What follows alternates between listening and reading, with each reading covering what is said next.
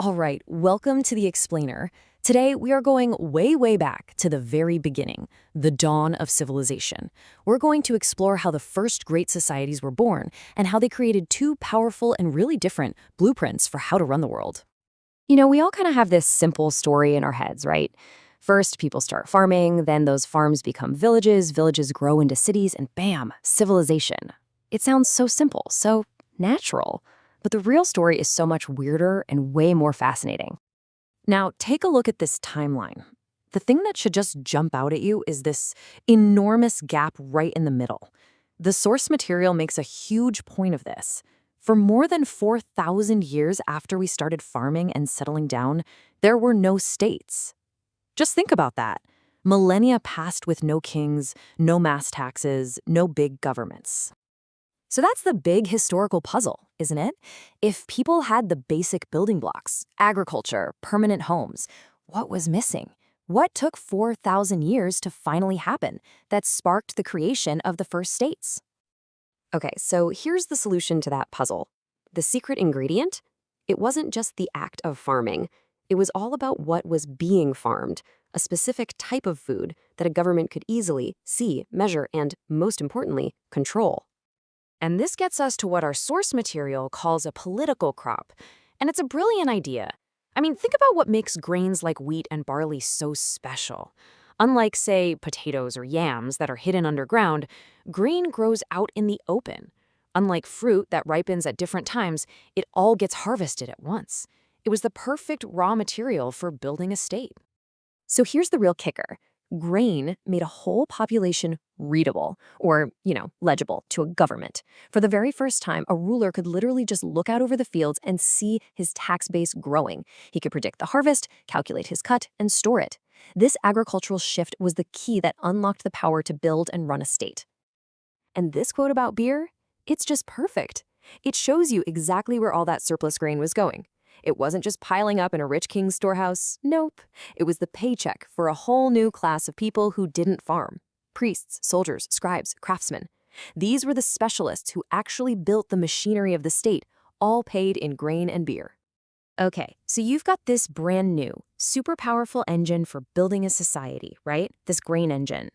But here's the thing. Not everyone used it to build the same machine. In fact, in the world's first river valley civilizations, they created two very different kinds of political structures. And this led to two totally different models. Over in Mesopotamia, you get this kind of chaotic collection of independent city-states, like Uruk and always squabbling and competing with each other. But then you look over at Egypt along the Nile, and it's the complete opposite.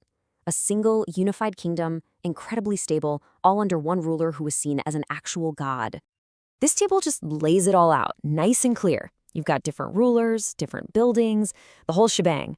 Both were built on grain, but they produced these incredibly different societies. And these two models, the fragmented versus the unified, they weren't just ancient history. They became the two basic blueprints for power for centuries to come. But, there's a catch to this whole story of amazing progress. The history we read, it was written by the state's own employees, its scribes. And as this quote points out, that means it's a very curated version of events. There's a darker side to this story that the official record often leaves out. Yeah, the state didn't just emerge peacefully. That same concentration of grain and people that made civilization possible also created the need to control people, to force them into a new, more rigid, and often much harder way of living. And this is the real cost of civilization. Look at this list. We're talking systematic taxes, rigid social classes, and organized warfare. It popped up at the exact same time as the state. Packing people into cities created new diseases, and slavery wasn't just some unfortunate side effect. According to the source material, it was an absolutely essential component of the early state economy, providing the muscle for the most dangerous work. And this number, 95%, just let that sink in for a second. For 95% of the time humans have been on this planet, we lived in small, mobile, pretty egalitarian groups. The state, this whole thing we're talking about, it's a tiny, recent, and pretty radical experiment in human history. And here's why slavery was so essential. These early states were actually pretty fragile. Think about it. If the king taxed you too much or tried to force you into hard labor, what would you do? You'd just leave. Go back to the hills. So what's the solution for the king? Capture people from the outside and enslave them. It was a brutal but effective way to get the labor needed without making your own citizens revolt or run away. Okay, so why are we talking about this? Why does this ancient history matter to us right now? Well, because the basic operating system they invented, we're still running a version of it today. I mean, think about it. These are the foundations of our world. The very idea of living in a city and having a specialized job, that starts here. Bureaucracy and mass taxes? Yep, them too. Monumental architecture designed to awe and inspire? Check. And that deep, powerful connection between religion and political power? That's a legacy that has shaped empires for millennia.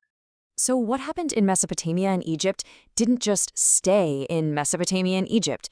It was the bedrock for so much of what came next. The Greeks, the Romans, the great Judeo-Christian traditions, they were all building on this foundation, whether they knew it or not. And that leaves us with this huge final question. The state offered order, security, and the chance to build amazing things. But the price was steep. We're talking hierarchy, coercion, warfare.